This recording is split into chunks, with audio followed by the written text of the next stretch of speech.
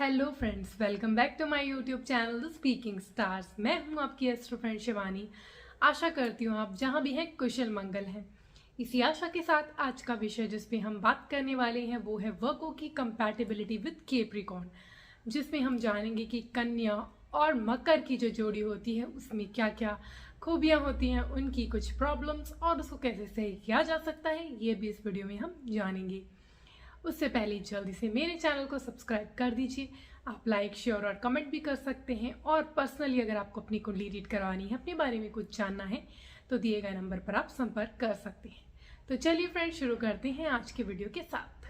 Virgo and Capricorn, इनकी जो compatibility होती है वो बहुत ही रॉक सॉलिड दिखेगी, क्योंकि एक तो फर्स्ट ऑफ ऑल ये अर्थ साइन होते हैं दोनों, और अर्थ साइन जो होते हैं जब आपस में एज अ रिलेशनशिप ये एक दूसरे के साथ कनेक्ट होते हैं तो बहुत ही सॉलिड इनका बेस बनता है, क्योंकि इनकी नेचर काफ़ी सिमिलर होती है।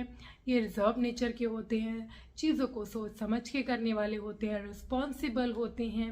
इसीलिए इनकी जो आपस में गेट अलॉन्ग करना बहुत ईजी होता है, सेम नेचर होने की वजह से। और इसीलिए इनका जो कंपैटिबिलिटी होती है उसमें लव, अंडरस्टैंडिंग और रिस्पॉन्सिबल, क्योंकि ये दोनों एक दूसरे के प्रति बहुत रिस्पॉन्सिबल होते हैं, तो ये सब चीज़ें होती हैं और इनको बहुत इजी होता है एक दूसरे से कनेक्ट करने में। जो डिटेल ओरिएंटेड नेचर होती है वर्गो की, वो बहुत अच्छी लगती है कैप्रिकॉर्न को। एंड कैप्रिकॉर्न की जो डेडिकेटेड नेचर होती है हर चीज़ को करने की, वो बहुत अच्छी लगती है वर्गो को। And they start liking each other. इनके रिलेशन की जो यूनिकनेस होती है वो इसलिए होती है क्योंकि फर्स्ट ऑफ ऑल इनके जो प्लैनेट्स हैं, जो वर्गो का प्लैनेट होता है मर्करी एंड कैप्रिकॉर्न का प्लैनेट होता है सैटर्न, तो आपस में ये फ्रेंड होते हैं। इसीलिए इनका रिलेशन भी एक फ्रेंडली रिलेशन की तरह होता है। और वैसे तो इनको स्लोली मूव फॉरवर्ड करना अच्छा लगता है, हर चीज़ों को सोच समझ के ही अपने रिलेशनशिप को मूव फॉरवर्ड करते हैं और कमिट करते हैं एक बार तो उसमें 100% देते हैं। वैसे तो ये जल्दी कमिट नहीं करते, बट अगर ये कर ले तो 100% देते हैं। लॉयल होते हैं, ट्रस्ट वर्दी होते हैं। तो इनका रिलेशनशिप का बेस ही होता है इनकी लॉयल्टी फॉर ईच अदर।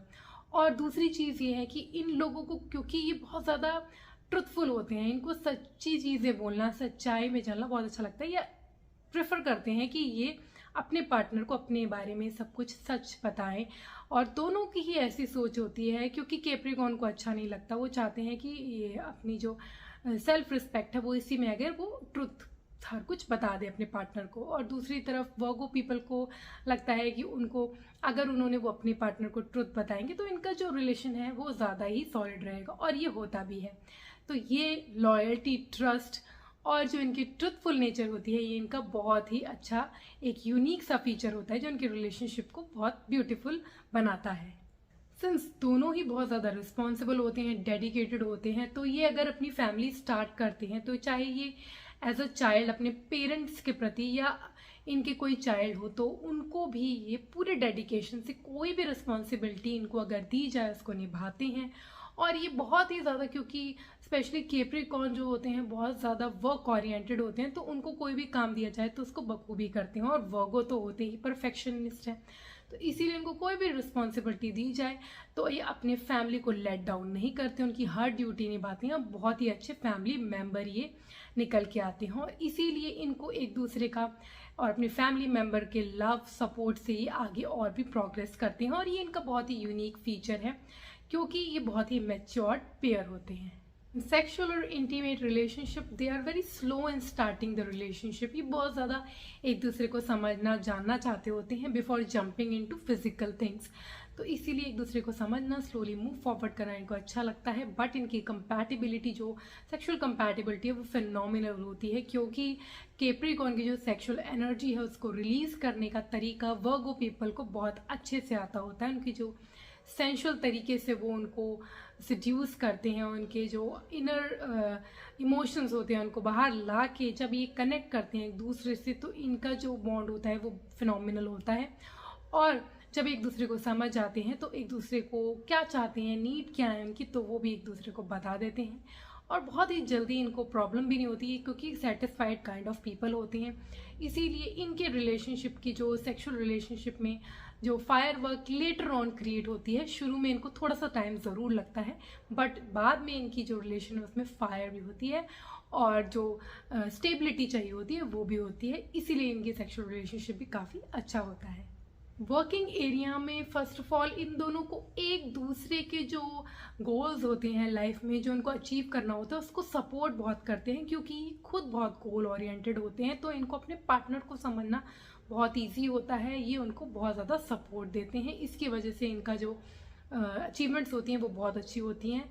और एक तरफ वर्गो जो पीपल होते हैं उनका प्लैनेट होता है मरकरी, जो कि प्लानिंग और ऑर्गेनाइजिंग में बहुत अच्छे होते हैं। तो कोई भी काम उनको दिया जाए तो उसको कैसे प्लान करना चाहिए, ऑर्गेनाइज करना चाहिए, इनको अच्छे से आता होता है।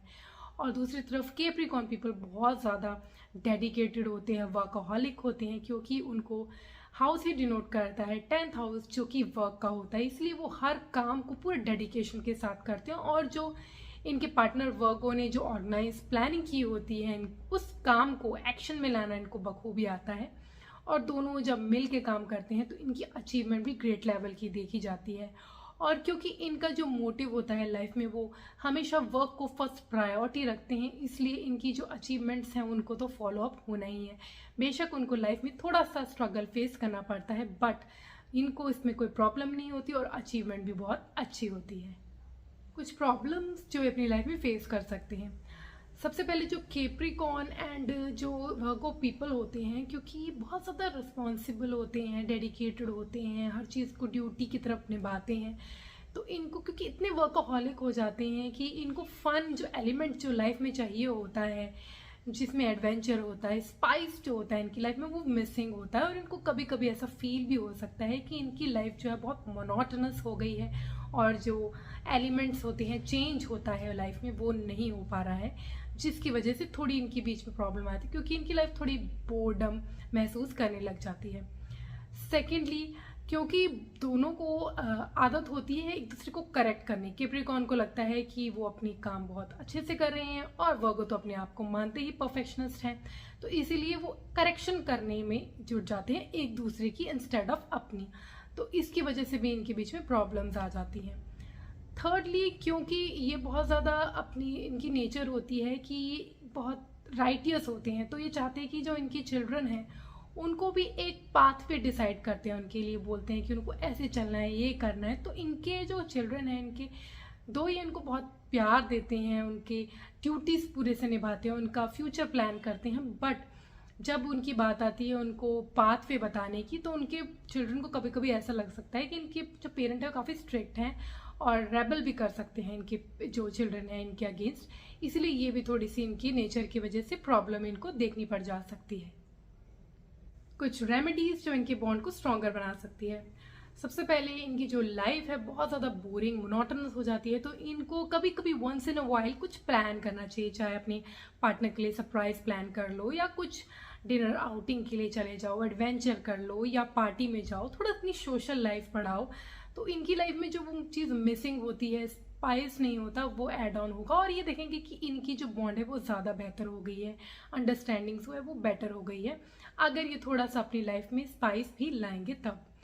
सेकेंडली, इनको ये देखना चाहिए कि इनकी जो नेचर होती है हर चीज़ को परफेक्टली करने की और एक दूसरे पे थोपने की, वो सही नहीं है, क्योंकि जैसा ये चाहते हैं उनका पार्टनर हमेशा वैसा नहीं हो सकता।